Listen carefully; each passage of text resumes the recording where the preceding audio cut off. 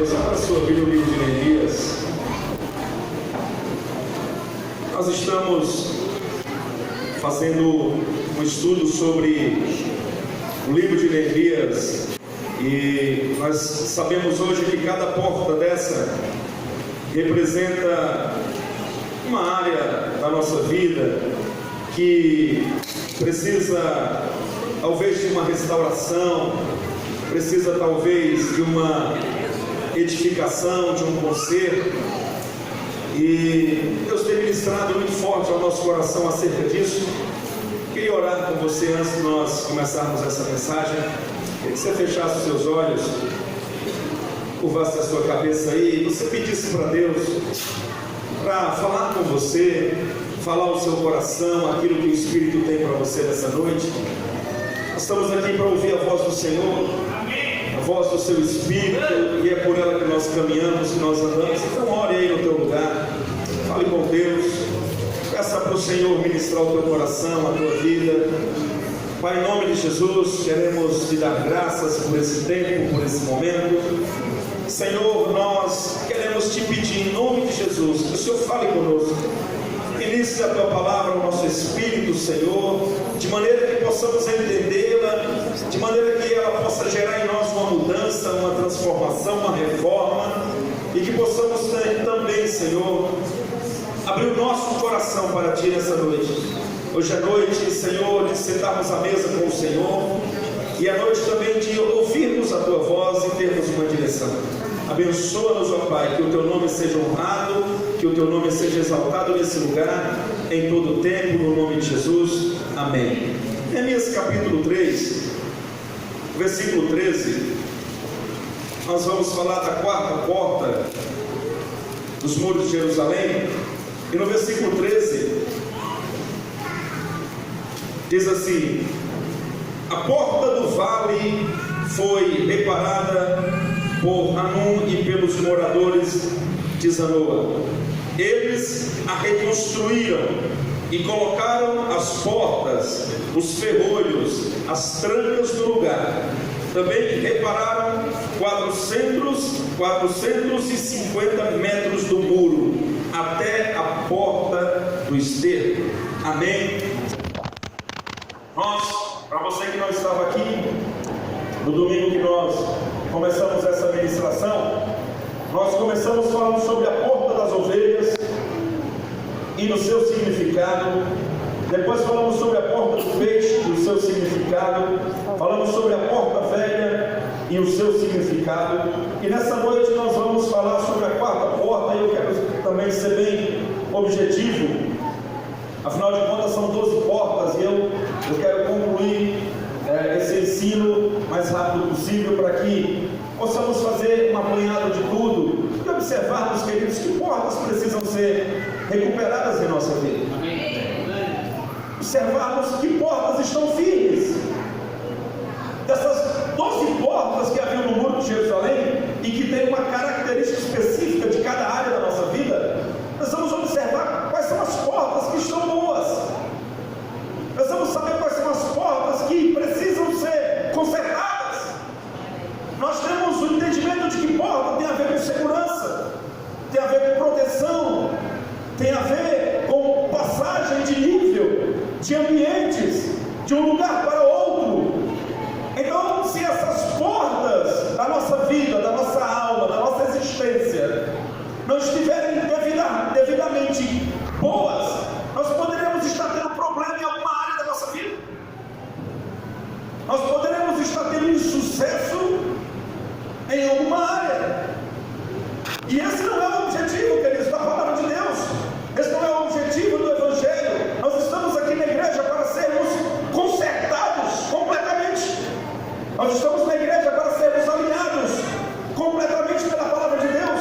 Amém. Nós não estamos aqui somente para sermos abençoados, embora isso faz parte do ministério holístico de Jesus, ou seja, aquele que abrange todas as áreas da nossa vida. Nós estamos aqui para louvar a Deus também, estamos aqui para ser abençoados também, mas nós estamos aqui, queridos, para sermos consertados diante de Deus. Diga amém. Amém. Quantos aqui acham que precisam consertar alguma coisa diante de Deus? Essa é a nossa realidade, irmãos.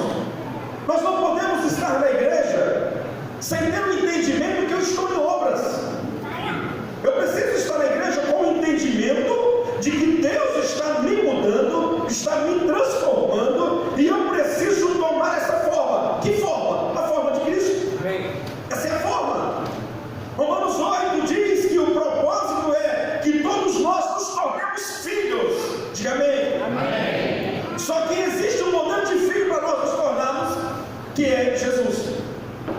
Então não é somente ser filho de Deus, é também ser igual a Jesus. É buscar ser como Jesus. Porque Romanos 8 está dizendo isso, que Ele nos predestinou para sermos conforme a imagem do primogênito, do seu Filho Jesus. Então, a imagem de Jesus, a imagem é ter o caráter de Cristo, é ser como Jesus. Então, não basta, queridos, nós estarmos na igreja apenas para nos tornarmos filhos de Deus.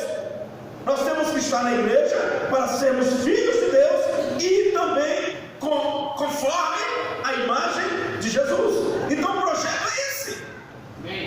Então basta-nos nessa noite também, é necessário nessa noite olharmos para nós e verificarmos aonde ainda eu preciso melhorar, aonde ainda eu preciso ser transformado, aonde ainda eu não me pareço com Jesus, aonde,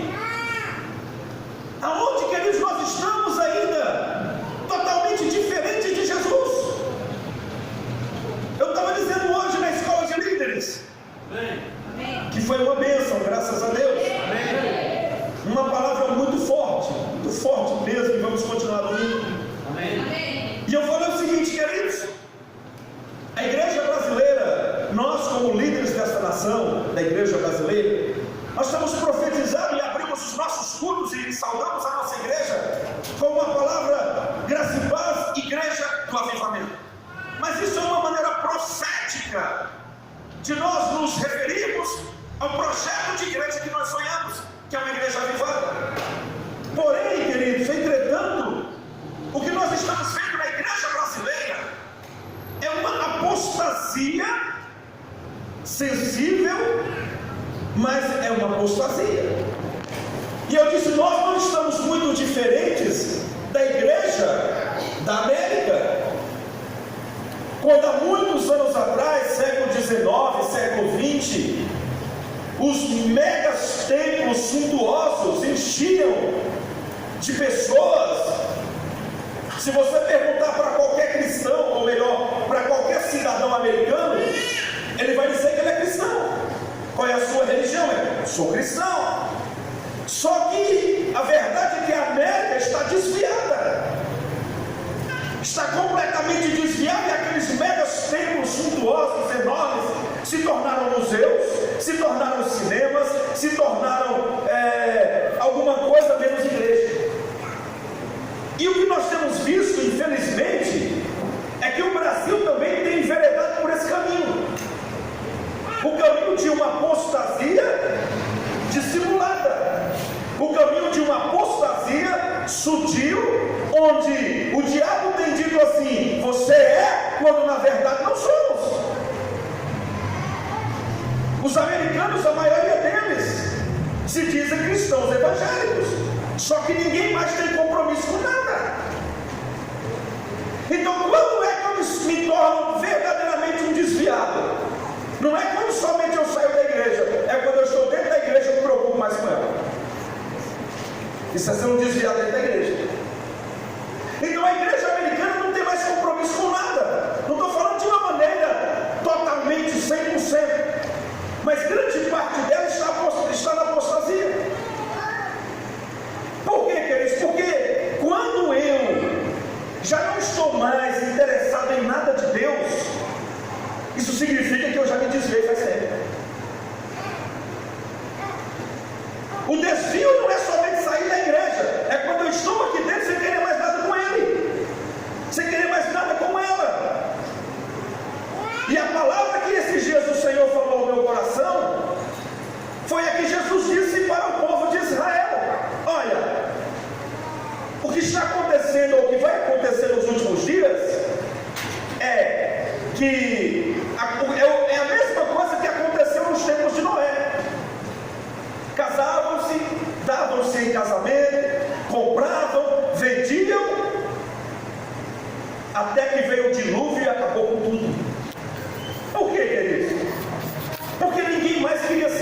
nada de Deus.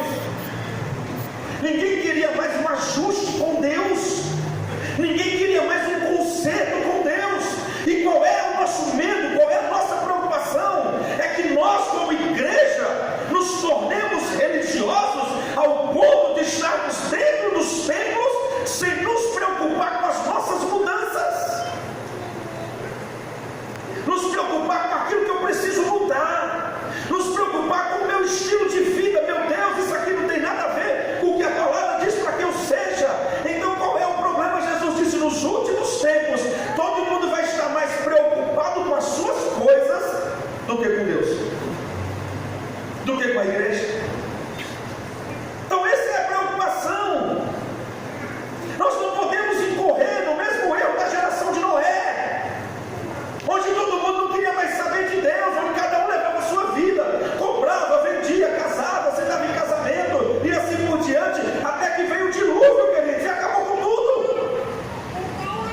Nós não precisamos experimentar novamente um dilúvio para consertar nossas vidas. Amém. Nós não precisamos passar por calamidades para entendermos que precisamos mudar. Nós precisamos entender que nós estamos aqui na igreja para sermos transformados. Essa é a mensagem. Todos nós estamos aqui para ser mudados em alguma coisa. Alguma coisa você pode estar melhor do que eu, outra coisa eu estou melhor do que você, mas o fato é que todos nós, num pacote só, precisamos de mudança. Essa é a verdade. E eu não posso, e você não pode estar aqui achando que está tudo bem na minha vida e ponto final. Não estou nem aí, está tudo tranquilo, maravilha. Será que está? Quando o Senhor nos traz uma palavra como essa, vamos consertar as portas. Quando o Senhor nos ministra uma palavra sobre conserto de portas, Neemias foi levantado por Deus para ir consertar as portas e edificar os muros que estavam derrubados. Quando o Senhor nos traz uma palavra como essa, é para nós sairmos da igreja pensando: meu Deus, verdade, essa porta aqui da minha vida eu preciso consertar, eu preciso mudar essa área da minha vida, eu preciso ter um conserto. Não é somente entrar na igreja, ouvir uma palavra e dizer: é verdade, ah, beleza, vamos embora. É a vida que segue, é a vida que segue. E aí vem mais uma semana, aí nós ouvimos outra palavra. E aqui, o que mudou em nós? O que está mudando pela palavra? O que está mudando, queridos? Nós precisamos de mudança. Essa palavra aqui, isso aqui nós não colocamos esse banner porque nós achamos ele bonito. Reforma 2016, o ano da reforma, a visão de Deus para curar as geografias. Isso aqui não é para enfeitar a igreja, embora fique bonitinho, mas não é para enfeitar a igreja. Isso aqui é uma palavra profética que veio para as nossas vidas. Amém. Essa palavra está vindo de Jerusalém. Amém. É uma palavra que a embaixada cristã de Jerusalém, em oração, em jejum, recebeu do Eterno. Esse é o ano da reforma em todo o mundo para a igreja. Amém. Posso ouvir um amém? Amém. Quantos aqui são igreja do Senhor? Amém. Então diga: essa palavra é para a minha vida. Diga: reforma é a palavra de Deus para a minha vida. Dê um aplauso ao Senhor.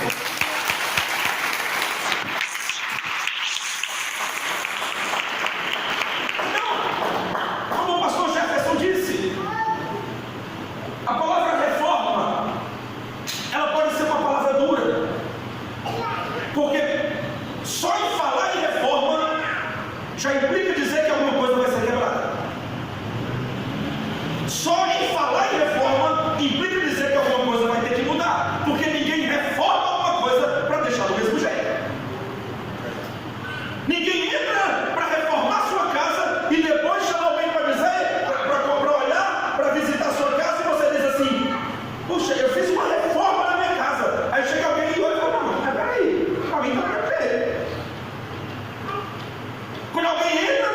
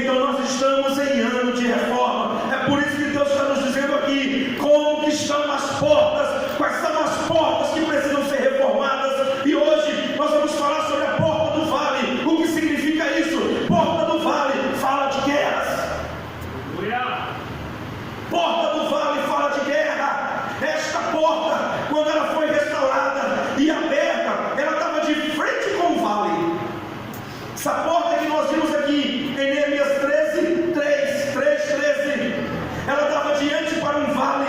E quando falamos de vale, falamos de lutas, de dificuldades que todos nós enfrentamos em nossas vidas. Então a porta do vale, ela precisa ser restaurada, ela precisa ser reformada, ela precisa ser edificada. Eles disseram aqui, a palavra de Deus diz que eles levantaram, eles repararam a porta, colocaram os ferrolhos, colocaram as trancas no seu lugar. Eles repararam a porta, porque nós precisamos estar com a porta das nossas guerras restauradas para não perdermos no meio da guerra. Você não pode dar de frente para os vales, dar de cara com as guerras, com a porta do vale sem ser restaurada. Quando nós precisamos entender isso, nós não estamos em tempo de paz, nós estamos em tempo de guerra. Então, em tempo de guerra, precisamos firmar a nossa porta do vale, porque ela vai trazer proteção para nós. Porta do desafio. A Bíblia diz que o Senhor dava vitória a Israel contra os filisteus. O povo estava no monte, o povo estava buscando a Deus, o povo estava buscando a face do Senhor. E aí eles venciam as guerras. Os inimigos disseram assim: eles só estão nos vencendo porque eles estão nos montes, mas vamos trazê-los, vamos atraí-los para o vale, porque no meio do vale eles vão perder. Eu quero te dizer, não é tempo de você retroceder, não é tempo de você voltar atrás, é tempo de você subir para o monte e descer para o vale, é tempo de você subir para o monte e descer para o vale, é tempo de você enfrentar as guerras. Amém. Não fuja de guerra. Deus não te chamou para fugir de guerra, Deus te chamou para dar vitória a você. É no meio da guerra que nós temos vitória. Eu nunca vi alguém dizer assim: eu ganhei, sem ter guerreado alguma coisa, sem ter lutado, sem ter brigado. Nós estamos aí nas Olimpíadas do Brasil tomando couro, mas estão brigando, estão lá lutando. Mas quando de repente alguém ganha, é uma festa. Então eu quero te dizer, eu estou diante de um povo que não está perdendo, eu estou diante de um povo que está vencendo as guerras que você entrou nelas. O Senhor vai te dar a vitória se você hoje se preocupar com a porta do vale. Não menospreze isso, não despreze essa palavra. O Senhor está te chamando para firmar a porta do vale. Todas as portas são importantes. Agora, já pensou se a porta do vale estiver aberta? Já pensou se a porta do vale estiver queimada? Já pensou se a porta do vale estiver destruída? Se o vale é um lugar de guerra, a porta é proteção, a porta é segurança. Quando nós vamos dormir, nós fechamos a porta, e aí tem gente que vai umas 2, 3 vezes para ver se ela está fechada mesmo. Fechou a porta, de vez em quando a porta diz: fechou a porta. Eu falei: fechei. Não, fechou mesmo? Eu falei: será que eu fechei? Aí eu vou lá: fechei mesmo. É coisa de mulher. Glória a Deus, as mulheres que são pregadas.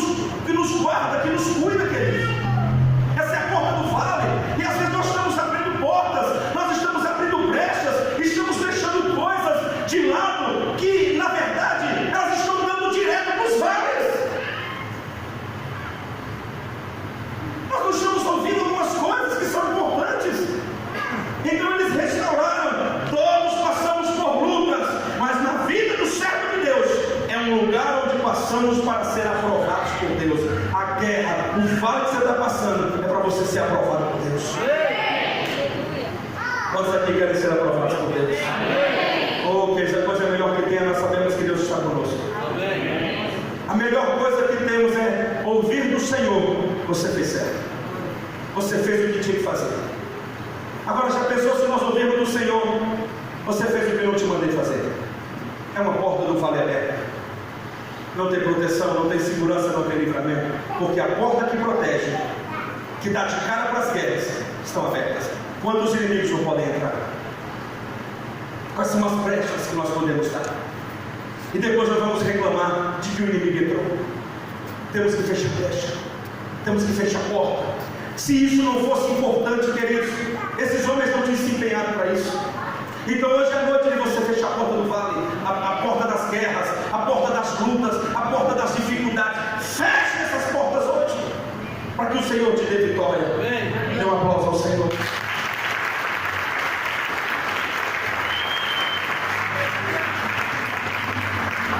Porque nem sempre nós vamos viver de festa, irmão. Não vamos mesmo.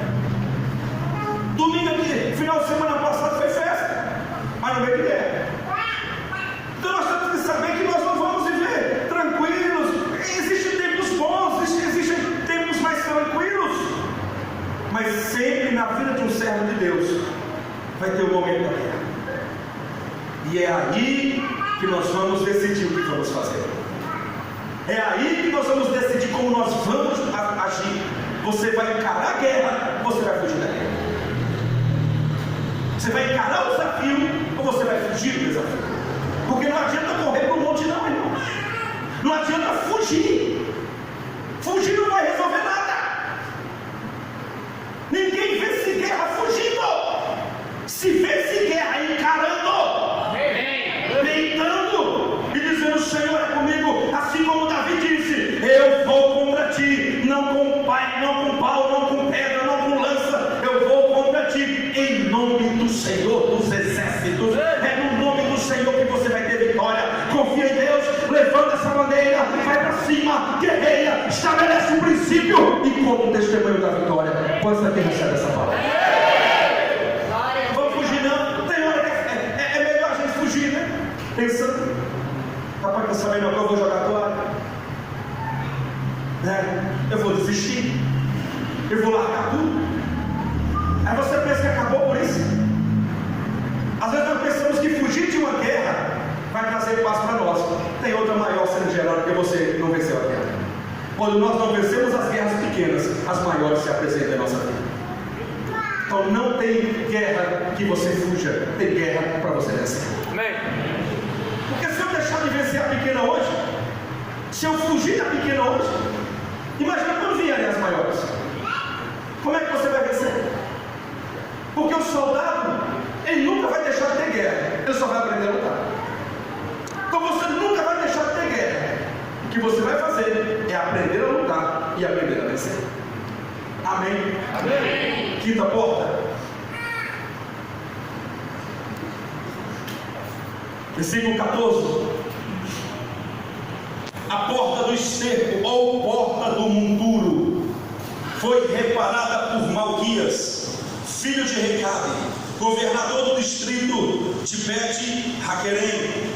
Ele a reconstruiu e colocou as portas, os ferrolhos e as trancas no lugar. O que significa isso? A porta do monturo. Esta porta, quando restaurada, era usada para a limpeza da cidade, onde o lixo era tirado e lançado no vale chamado Hino. Por essa porta passava o lixo de toda a cidade. Então essa porta precisou ser reparada.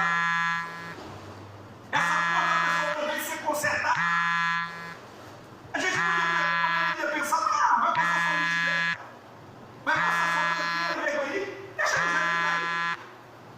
Mas é importante restaurar essa porta, porque quando você restaura essa porta, você sabe fechar a hora que precisar para o lixo entrar. E porta do monturo aberta, qualquer lixo pode entrar, não só sair, mas lixo nós estamos deixando entrar na nossa mente? Quanto lixo nós estamos deixando entrar no nosso coração? Quanta coisa que não presta, que nós vamos deixando ficar, e vai ficando, e vai ficando, e vai ficando, porque a porta do monturo não foi restaurada. Nós não cuidamos da porta que passava o lixo, e quando não cuidamos dessa porta, ela pode entrar, ou melhor, pode entrar muita coisa que não presta. E aí, meu querido, já entrou no lugar cheio de lixo? Sim. Você aqui já entrou no lugar cheio de lixo? Você quer ficar nesse lugar? Não. Ninguém quer ficar onde tem lixo. Coisa terrível é você entrar num lugar fedido. Coisa terrível é você entrar num lugar cheio de lixo, cheio de tranqueira. Você sai pisando por cima, você sai para um lugar assim para pisar. Então tome cuidado, porque se você não fechar essa porta, se você não restaurar essa porta, muito lixo vai ficar na tua alma. E se o lixo tomar conta, não vai ter mais nada de valor na tua alma. O que é que vai ter de bom se o lixo tomou de conta? Você pode colocar um diamante no meio do lixo. O que é que vai ser visto? O lixo.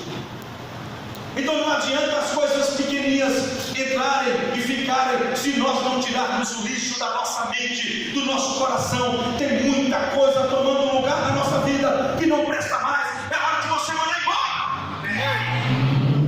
É hora de você tirar. Porque nós sabemos o que não presta, irmãos.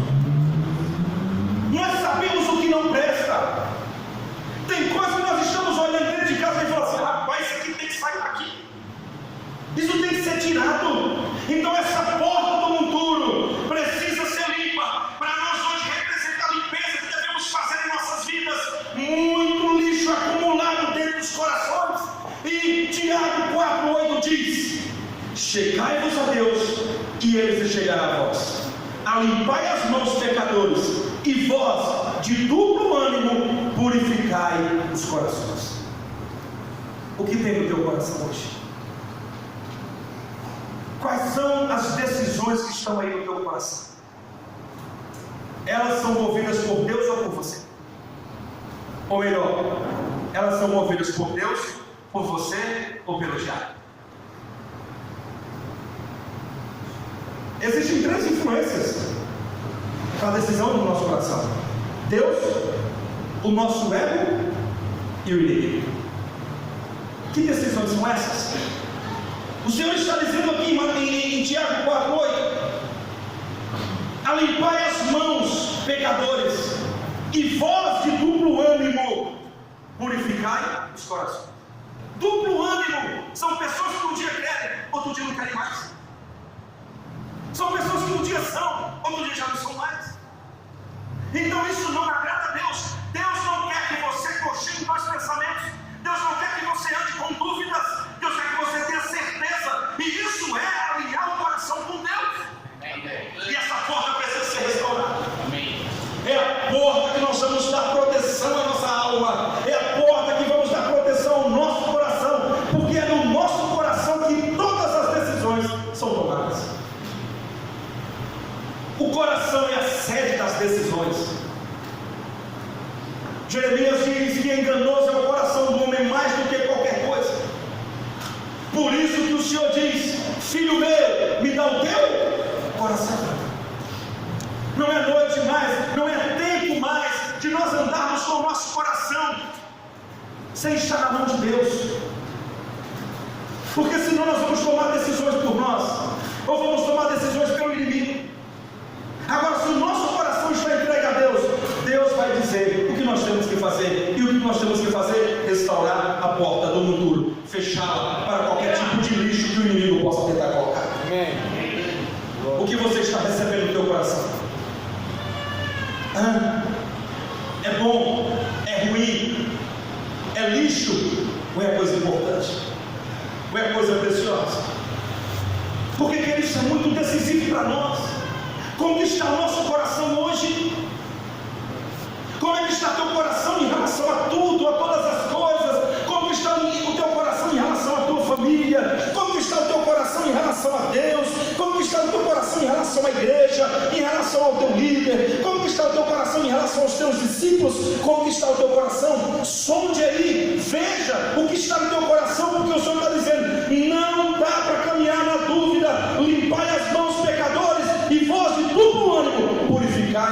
corações. Restaure a porta do mundo, para que Satanás não jogue mais lixo dentro da tua vida, dentro da tua alma, porque a coisa pior que tem é conviver com lixo, aonde tem que ter coisas boas. Amém? Amém. Olhe para o teu irmão e pergunte para ele: como está teu coração?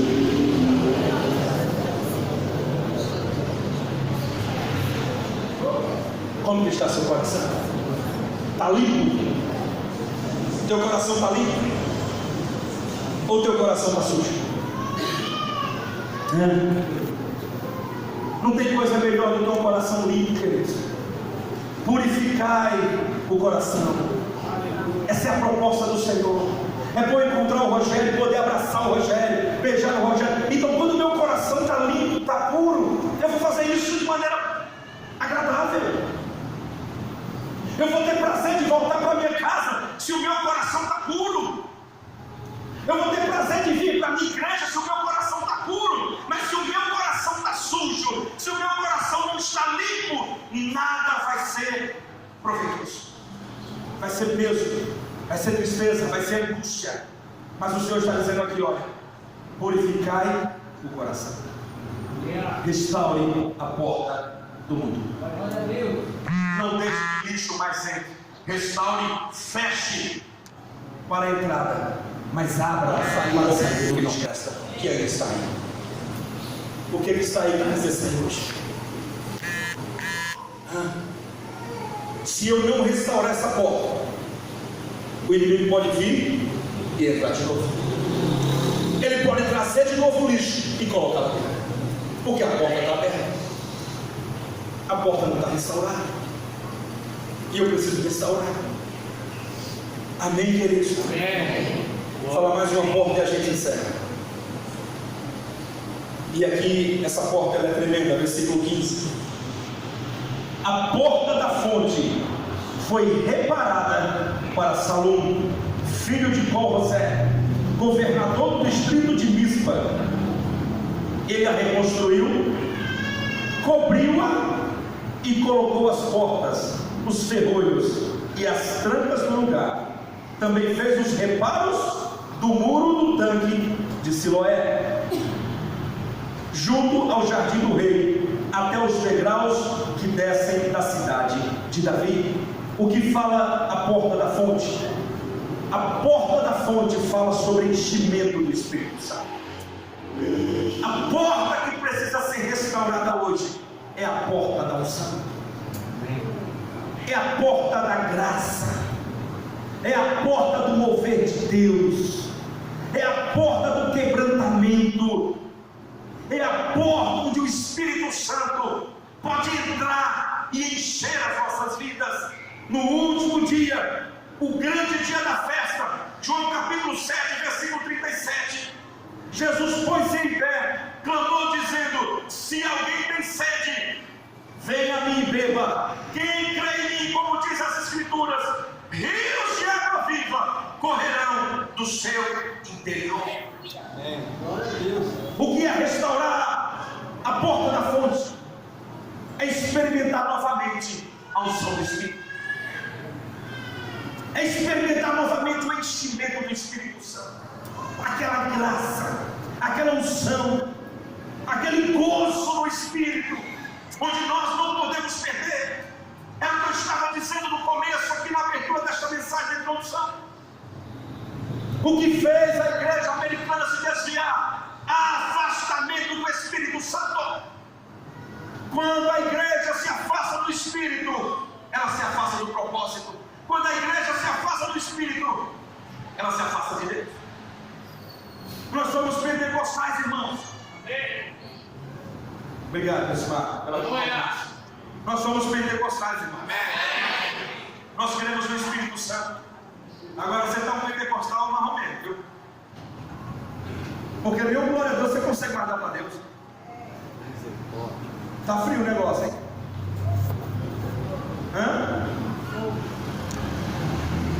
Deixa eu dar um testemunho breve. Fui dar uma palavra no velório da mãe da professora Roseli. e dei uma palavra e falei, vamos orar. Contei isso hoje de manhã na escola de líderes. Falei, curve a sua cabeça, nós vamos orar agora, depois da ministração da palavra. E quando nós começamos a orar, o pai da professora Roseli, que não é ainda cristão evangélico, deu uma balançada, segurou assim. Aí a professora Roseli falou assim para o irmão dela, vai lá do lado de pai e fica, porque parece que ele quis cair. Aí depois ele procurou a Roseli, estou falando igual a ela, e falou, minha filha, quando o seu pastor começou a orar, ele pediu para nós fecharmos os olhos, quando eu fechei o olho, eu vi uma bola de fogo na minha frente. Por isso que eu dei uma balançada. E ele ficou assustado, porque ele não sabia o que significava isso. E ela perguntou, pai, mas o senhor se sentiu bem ou se sentiu mal? Eu falei, eu senti bem. E a professora falou, apóstolo, o que é isso? Eu falei, resposta de Deus para o clamor que estava sendo levantado. Porque fogo é resposta de Deus. Então, glória a Deus que a gente ora e Deus ainda manda fogo, irmão. O problema é quando você ora e não acontece mais nada. O velhinho que não é nem evangélico viu uma bola de fogo, coisa que muito crente não sabe mais nem o que é.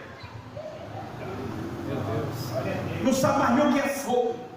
Vem para o culto, parece um delegado da Polícia Federal do Iraque. Cara sisuda, cara amarrada, não abre a boca nem para dar glória. Aonde é que nós vamos chegar desse jeito, irmão? Sem unção? Onde é que nós vamos chegar sem presença de Deus? Eu venho para o culto, eu saio do culto, sinto o Espírito Santo, fogo na cabeça, irmão. Clama, se desespera por isso. A restauração da porta, da fonte, é a restauração da unção. É a restauração do poder de Deus. É a restauração do quebrantamento, do fogo do Espírito.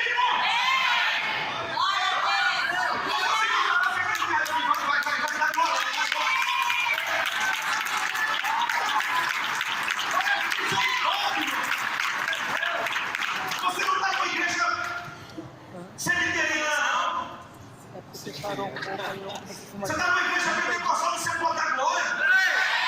Quando você tem que ouvir a palavra, você tem que dar glória a Deus, né? Agora essa porta precisa ser restaurada. Por que eu não tenho mais unção? Porque a porta está queimada.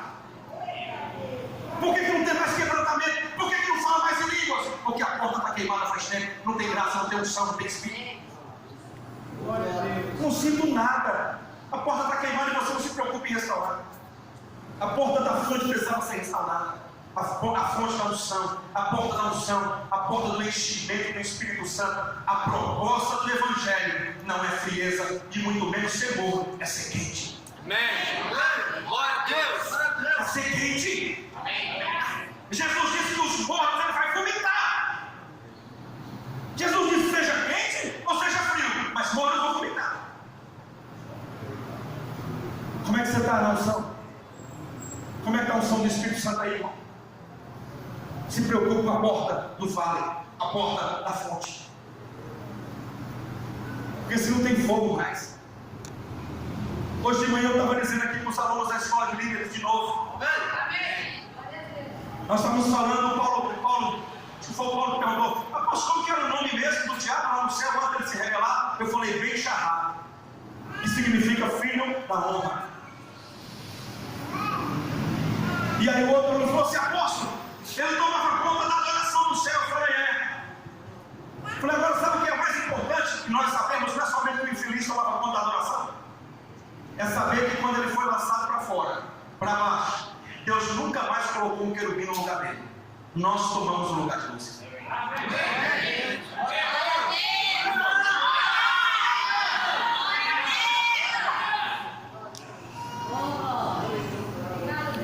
Deus não disse assim, eu despedi o querubim, agora vou levantar outro. Não, Deus disse, nunca mais essa vaga vai ser preenchida por outro querubim, vai ser preenchida pela minha igreja que está na terra. Amém. Agora a questão também não é só essa. A questão é se Deus está sentindo saudade de Lúcifer, porque nós não estamos adorando. A nossa adoração aqui tem que ser de uma maneira em que Deus nunca mais lembre que Lúcifer um dia fez isso. Você está fazendo isso? Como é que você tem adorado? Como foi que você adorou a Deus hoje aqui? Como foi? Eu vi o que o Josmar passou aqui, para tirar pelo menos glória a Deus, a igreja. Porta da fonte queimada precisa ser restaurada. Não parece que nós estamos na presença de Deus, não, irmãos. Porque na presença de Deus até os demônios se prostram. Aquele endemoniado de Gadara, ou Gadareno, tomado por uma legião, quando um dia encontrou Jesus de longe, o demônio fez aquele jovem se prostrar. Prostração significa adoração. Aquele demônio lembrou do tempo em que ele adorava o Senhor. Só que não tem mais. Aí uma disse, perguntou, apóstolo, ainda poderia ter esperança de Lúcifer ser restituído? Eu falei, nunca mais. Mas aquele demônio que viu Jesus e disse, o que tenho eu contigo, Jesus, Filho de Deus, e se prostrou diante de Jesus. Ninguém se prostra se não for para adorar. Então até os demônios adoram. E a igreja está fazendo o quê?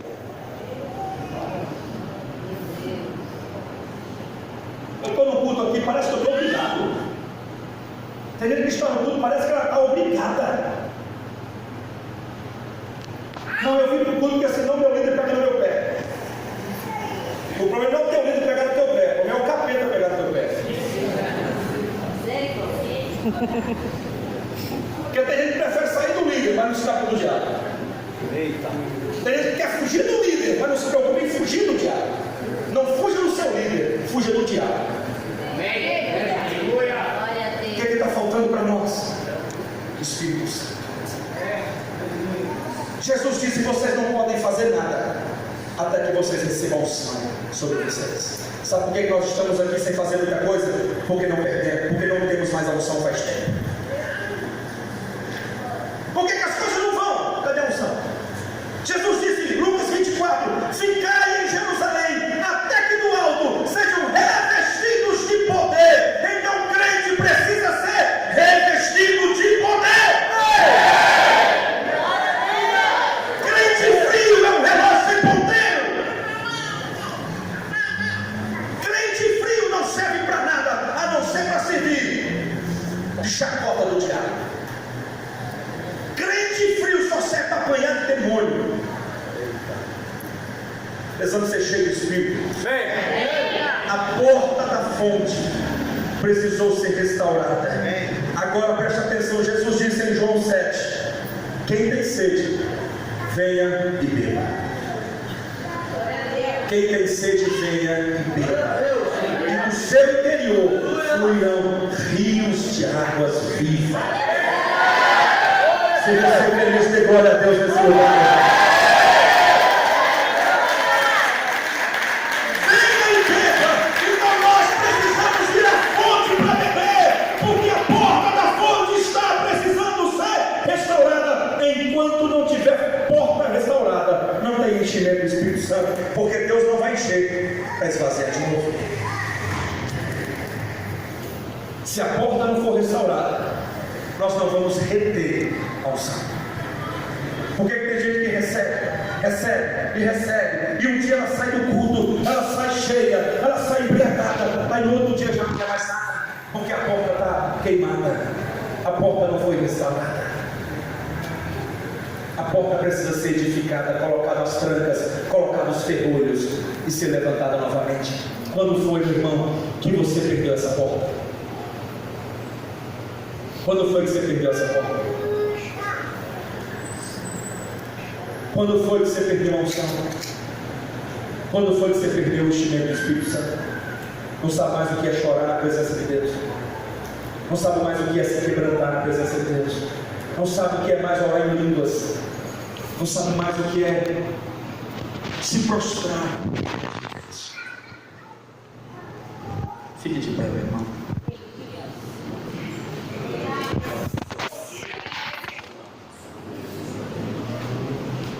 Nós vamos encerrar essa noite com essa porta. Nós precisamos que ela seja restaurada, queridos.